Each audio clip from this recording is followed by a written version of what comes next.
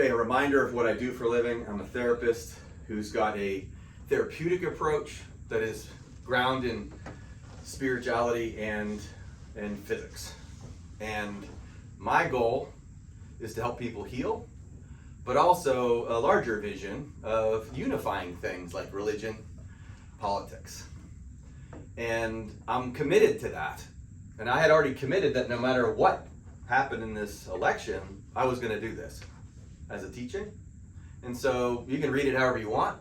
It's completely available to all using 4 different teachers, one way or another, giving different bits of philosophy. And this is, as I like to say, for people who are spiritually interested. If you're only politically interested, you won't like what I have to say. But if you're politically interested, but also spiritually interested, you might like it. And we have a bunch of different people who are on point with this, okay? So we start with this question, and again, only for spiritual people. How do you deal, or how do you respond to something difficult? For example, if the election didn't go the way that you wanted to, how do you respond to something difficult like that? Okay? And I like to point out that as a therapist, there's a range of things that we can talk about that the yin-yang backs up quite nicely. The idea of validation versus empowerment. Which one's more important? Validating where people are at, or empowering them to do something about it? I think it's very yin-yang-yin, because people are on different levels. And I'm going to speak to a couple different concepts here that ideally do both. Because I don't know where you're at, and now I know a lot of you, but out there I don't know where people are at. So how can we speak truth to people who just went through something that for them might be challenging or not challenging? Again, either way, this stuff will apply. And I want to be able to try to validate and empower at the same time. Okay? If you bring spiritual teachings to people like forgive, like Jesus did, highly spiritual teaching, and you do that right when someone has been victimized, your timing might be terrible. So it sort of depends. And I want you to find out where you're at with this. And these are politically neutral commentaries that allow you to decide where you find yourself in all of this. Okay? So we're emphasizing validation and empowerment. And there's just 4 different teachings from 4 a wide range of people. And I want to emphasize, and hopefully you can see, there's a validation and an empowered component to it. So we will start with C.S. Lewis. And all these have something of a political feel to them, certainly during either traumatic events or very difficult times in our world. But C.S. Lewis was asked in the late 1940s about how to, from a Christian perspective, handle a world in which there's nuclear bombs. Post-World War II. What are we going to do now that the threat of nuclear war is always in our face every day? And C.S. Lewis, I'm going to say the most important line first, and then I'm going to say the whole thing and then repeat that line. But he ended up saying, let us begin by not exaggerating the novelty of our situation. All right. Well, how did he set that up? In one way, we think a great deal too much about the atomic bomb. How are we to live in an atomic age? I am tempted to reply, why, as you would have lived in the 16th century when the plague visited London almost every year, or as you would have lived in a Viking age when raiders from Scandinavia might land on your land and cut your throat any night, or indeed as you might already living in an age of cancer or of paralysis or of air raids, an age of railway accidents and an age of motor accidents. Let us begin by not exaggerating the novelty of our situation. Now, human beings have been dealing with this stuff forever. Now, whatever context you find yourself in is not novel. I mean, it's novel in a way because it's, today's stuff. But people have been going through this kind of stuff for a long time. And it's not just unique to Americans, of course. It's the human experience. This is a setup for soon again. We're going to be doing the hero's journey. And the hero's journey is pretty precise. Good luck getting through the journey without some significant chaos. Okay? And that leads naturally into this teaching from Ram Dass, which I've mentioned a few times before. It's called Rachel's Letter. And Ram Dass is a very, very deep spiritual teacher. And there was a couple whose 9-year-old daughter was murdered. And they wanted to know, through such trauma and pain, how they're supposed to be spiritual. When something horrific like that happens, how are you going to be spiritual? And so I'm excerpting part of what he said here, and again, applying it to whatever circumstances you might find yourself in. And he says this, is anyone strong enough to stay conscious through such teaching as you are receiving?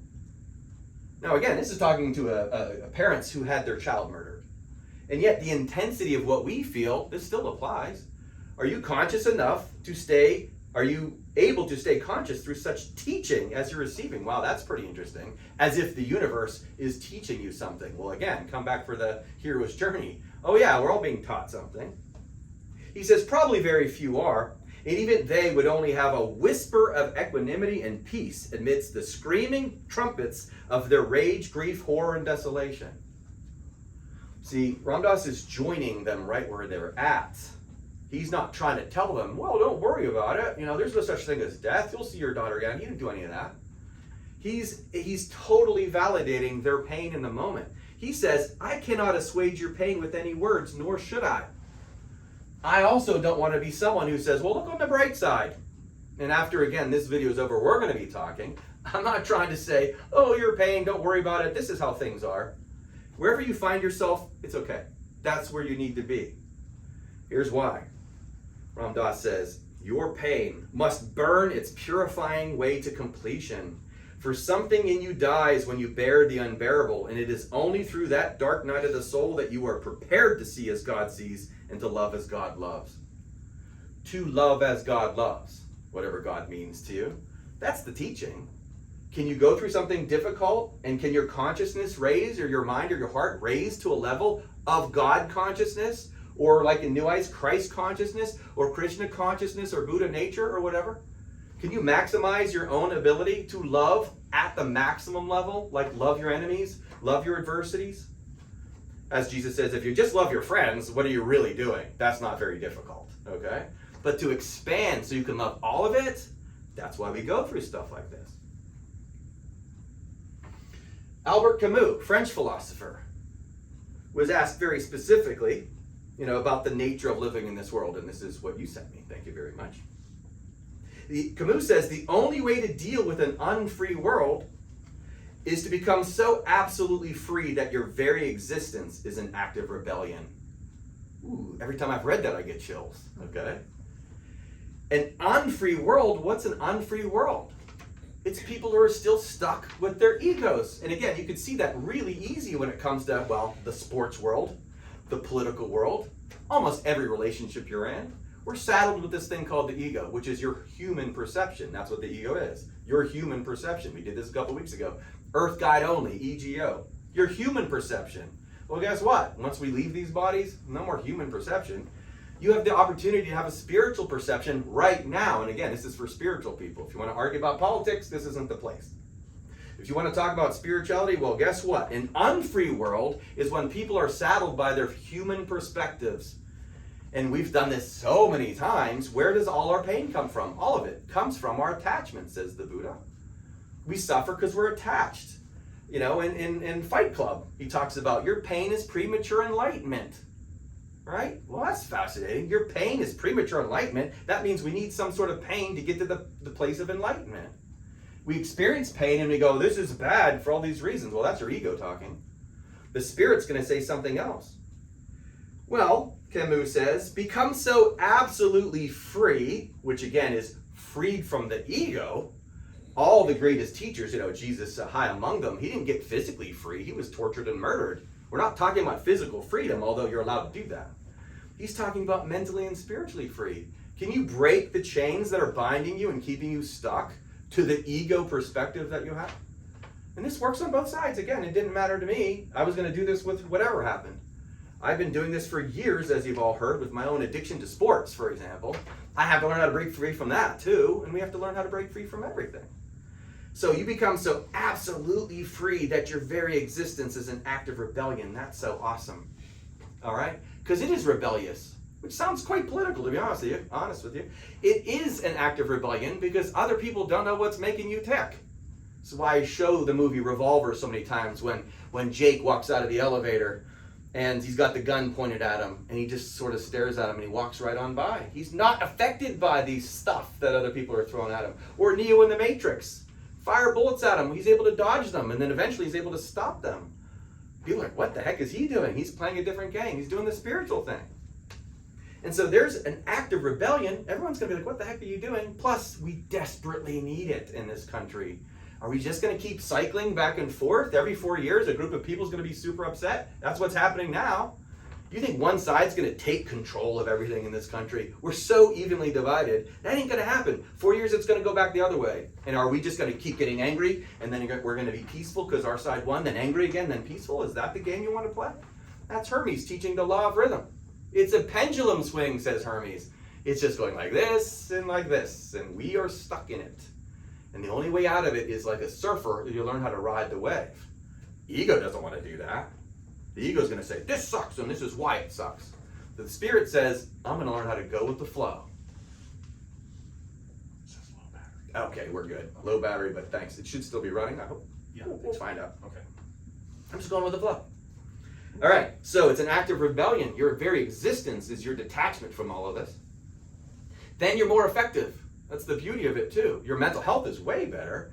And now you can go do your politics much more peacefully as a result. And it leads to, again, another French philosopher here by the name of, we're good? Yep. All right, thanks. Madame de Staël, and I've mentioned her before. And it occurred to me, I only mentioned her once because she said one thing that I think is spectacular and also perfect here as well. She was a French female philosopher during the French Revolution in the late 1700s. She was not exactly a big fan of the way the French government was doing things back then, okay? And to be a female philosopher was also pretty rare. What a rebel. And she got in trouble a lot and threatened with imprisonment a lot. And yet she just spoke her truth, which is awesome. What a rebel, right? Well, what's her truth? So the thing that I quote a lot, she said, to understand all is to forgive all. See, forgiveness releases us from all this stuff. It beats the energetic burdens that we have and the negative energies, you could call it, that come from others that we don't like about them. Forgiveness releases you. It doesn't mean you have to invite them over for dinner and make someone a pie or send them a card. Forgiveness just releases you from the energy of things. Now, that's not the most important line. Like I say, when Jesus said to forgive them for they know not what they do, he says to forgive people because they're ignorant. Most people are not going to watch this video.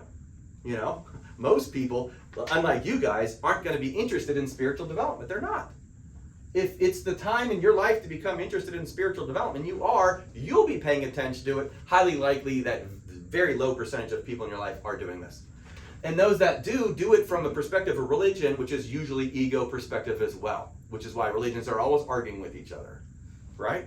They're not doing what the prophets say, to be peacemakers and to stop judging each other, okay? As Muhammad said, for you, your religion, for me, my religion.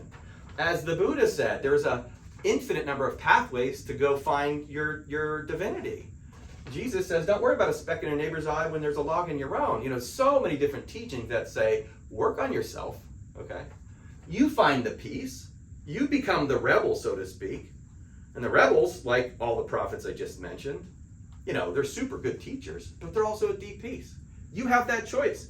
Well, to understand all is to recognize, as we go through the hero's journey, everyone's doing this, okay? And you can understand that. As you do, it becomes much easier to forgive, and we'll talk about that in a minute. But then I look deeper into what she said, and there's some people that say that, well, she didn't say it just like that, or she said this instead, whatever, and I love this so much, and we end on this. She wrote a novel, Corinne, in 1807, in which she said, to understand everything makes one tolerant, and to feel deeply inspires great kindness. Wow, that's rebellious. First of all, to understand everything, that's the tolerance she's talking about, that's the forgiveness. It allows you to function in a world like all these others, whether it's dealing with a murder or atomic bombs, or just the suffering of the craziness of the world. You now have the tolerance to get through it, right? From that perspective, it's through the understanding of things that leads you to that tolerance. And then we want you to feel deeply. That's why we don't want to remove, as Ram Dass was talking about, the pain that you feel. That's called feeling deeply. It's not bad. It expands your ability to understand, actually, to feel deeply. What does feel deeply enable you to do? Great kindness. It becomes, like the Buddha says, your heart becomes a hose for compassion. This isn't about quitting your perspective on things. It's not about surrendering. It's about finding healthy, useful passion, okay? It's detaching so you can stay more sane and stable. sane and stable, and then get back out there in the world and live as you want to live. This is not surrendering at all. It's surrendering the ego, for sure, and letting another force run you. So we're tying it all together. Let's not exaggerate. Let's not try to remove those feelings. Learn from them. Grow from them. Don't cast them onto others. You learn and grow from them. Recognize that you have potential to be a rebel by getting yourself unfree, right? Or unstuck. Free yourself from the jail that is the ego. And you're going to do that by certainly forgiving and understanding.